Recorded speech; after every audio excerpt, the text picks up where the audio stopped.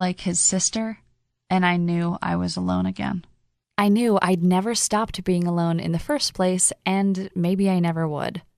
Just 2 weeks ago, he'd been chasing me like he was a hunter, and I was the prize he'd been searching for his entire life. "You're so beautiful," John would text me out of nowhere in the middle of the day. A smile would bloom on my face. I'd blush. I'd feel this heat in my chest and this wonderful, terrible hope growing in me. I'd feel myself start to fall. "I could fall in love with you," he whispered after the first time we made love, had sex, hooked up. Whatever you want to call it, it was amazing. I wanted him from the very first moment we met, but I made him wait. I wanted him to feel like he earned me. But it was our 4th date, and we were kissing on the couch, and I inhaled the good masculine smell of him and felt the strength in his arms. And I felt so safe and protected and desired. And afterwards, we lay there tangled in each other. He ran his fingers through my hair as I lay my head against his chest and listened to his heartbeat and let myself believe in some way maybe, just maybe, it was beating for me. And we had 2 perfect weeks before you know what happened. 2 perfect weeks of flirty and sexy texts and laughing in bed and talking in vague terms about the soft focus, far-off future, and letting the walls I'd built around my heart, brick after bitter brick, start to fall. And then, you know what happened. And 20 passionate texts a day turned to 10 boring ones. And "I can't wait to see you" turned to "I've been really busy with work." And then suddenly, like a bad nightmare I'd had again and again and again, I was the one chasing him and feeling disgusting and hating myself for it. And then we got coffee, and the table between us felt like the Grand Canyon. And while he used to pull me towards him, pick me up in his arms, and kiss me like a movie star, he just bent down a little and kissed me like his sister and walked away a ghost. And I knew I would never hear from him again. "Kate, I thought you finally learned this with Sean," my best friend Sally said as she hugged me while I sobbed. Sally, whose idea of a successful relationship was a guy remembering her name after a one-night stand or paying for the Uber ride home.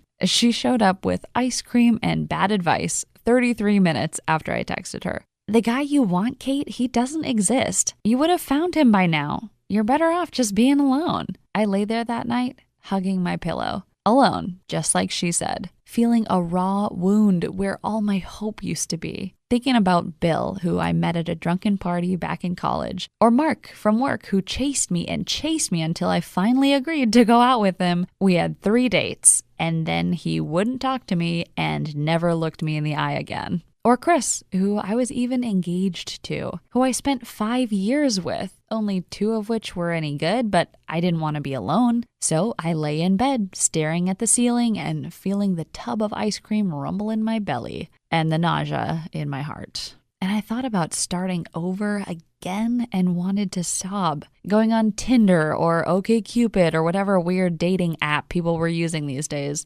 since no guys actually just walked up and asked you out anymore.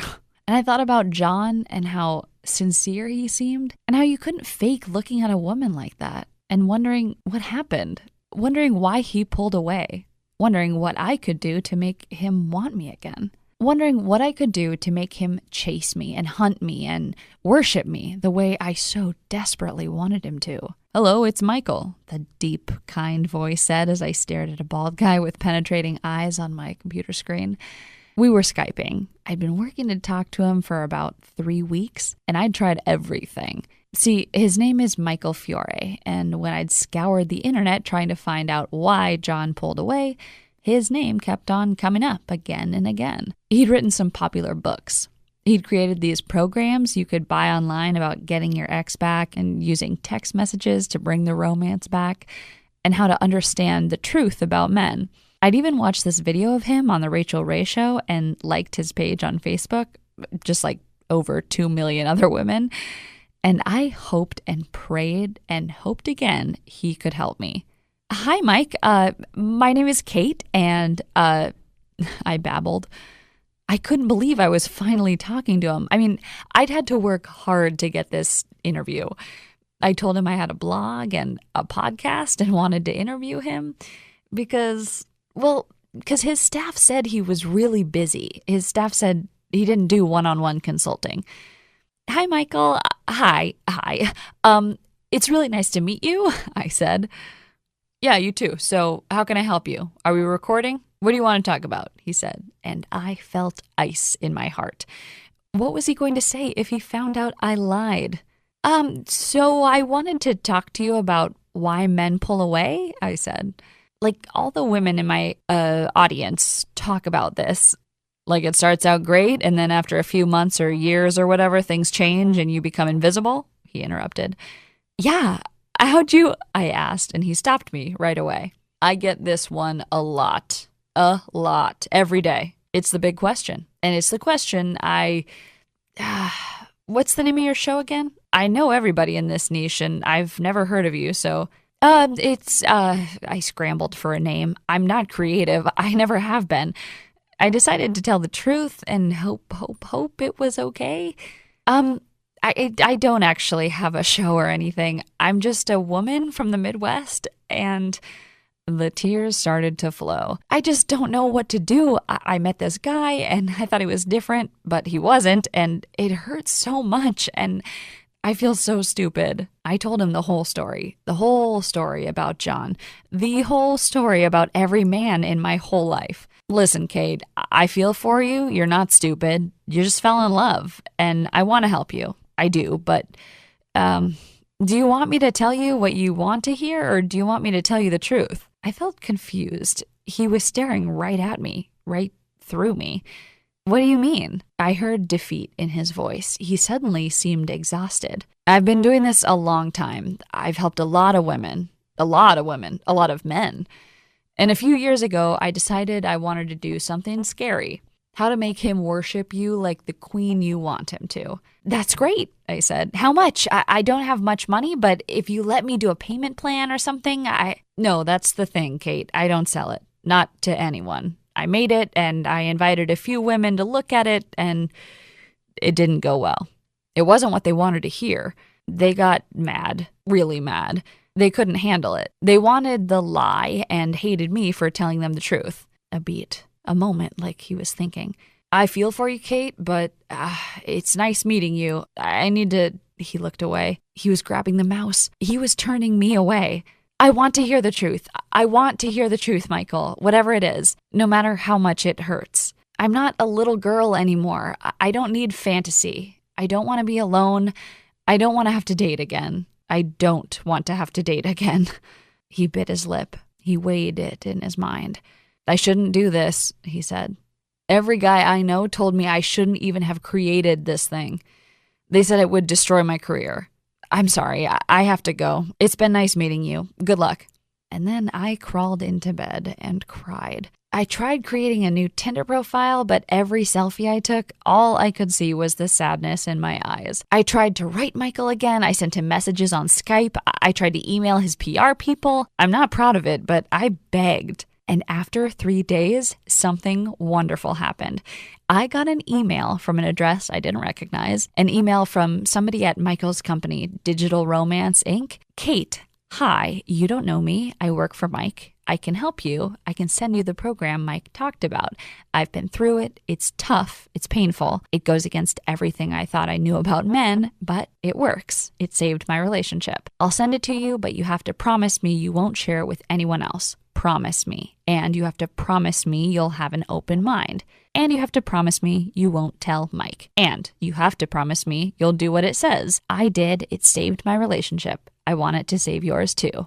Anne. I wrote back. I said, yes. 4 hours later, I got a link and a login to a website. She was right. It was hard to watch, hard to listen to.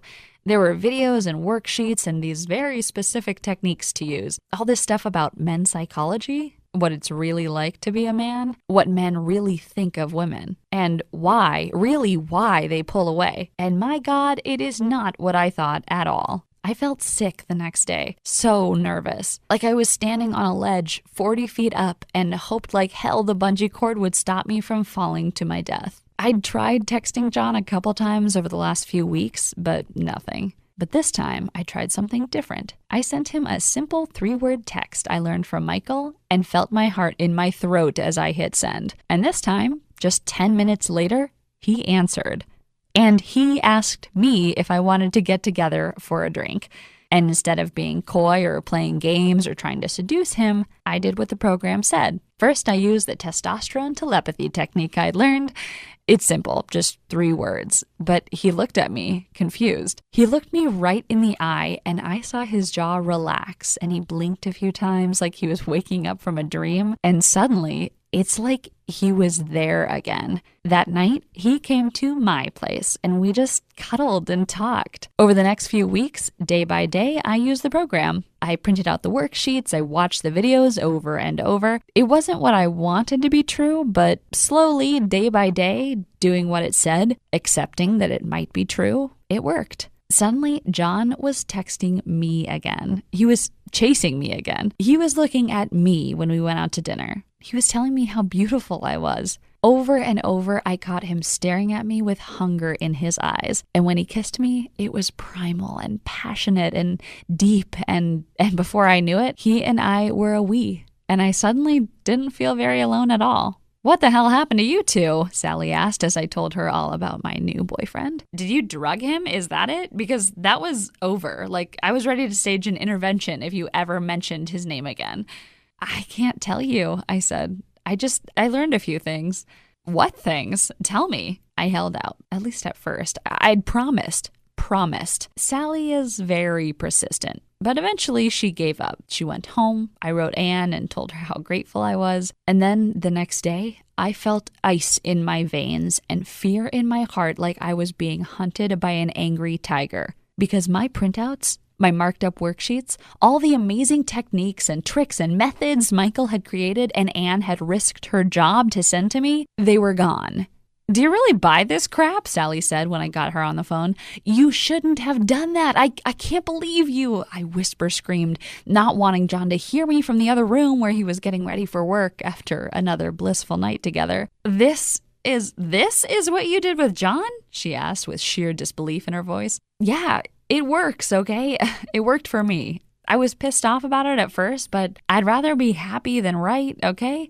Now give it back," I begged. I will, but I'm gonna try it first with Jeremy. I've been seeing him for a whole 2 weeks. I want to see what happens when I do this. What have I got to lose besides some not bad sex?" She texted me 3 days later. I can't show you what she said, but it rhymes with holy mitt. "Jesus, he asked me to go to his brother's wedding with him." "What did you say?" I asked. I asked him if he was high, and then I said yes. "We need to make copies. We need to give this to your sister. We need to give this to your mom and Debbie, and I promised I wouldn't share it," I said. "Yeah, you didn't share it. I stole it. Blame me." And that's how it got out. At first, not too far, just 8 of our friends. 8 women who used to get together once a week to complain about our crappy relationships and our crappy marriages and how it's impossible to find guys who wanted to actually commit or treat you the way you deserve to be treated. Me, Sally, my friend Amanda, whose husband finally put down his damn phone and looked at her when she learned this one tiny secret, my sister who got her ex to come crawling back on his knees, and 4 more of our closest friends, all giggling like schoolgirls and feeling happy in a way I never thought was possible. And then, "Kate?" Michael asked, confusion all over his face when he saw me on his screen. "Hi, why are we talking again?" Then over his shoulder, "Anne, is this a mistake or something, or?" And then I saw her over his shoulder. Anne and 3 other women I didn't recognize.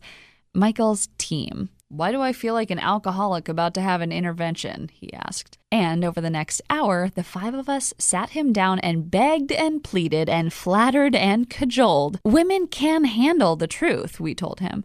And we told him about the women it had helped already. Women who were angry and bitter. Women who had given up. "You always say your mission is to help women be happy, to help women really understand men," Anne said. "This is how you do it, Mike." And he finally said yes. He said we could test releasing his Make Him Worship You program to a small number of women, but only if that small number of women don't drag his name through the mud. If you would listen with an open mind, if you would promise to actually use what you learn. So if you're watching this video, it means you are part of the test. It means you have a chance to learn the devastating, wonderful truth. It means you have a chance to get off the roller coaster of misery most relationships are and have a man actually love and worship you the way you deserve. But only if you promise right now to forget every fantasy you ever had about what men are supposed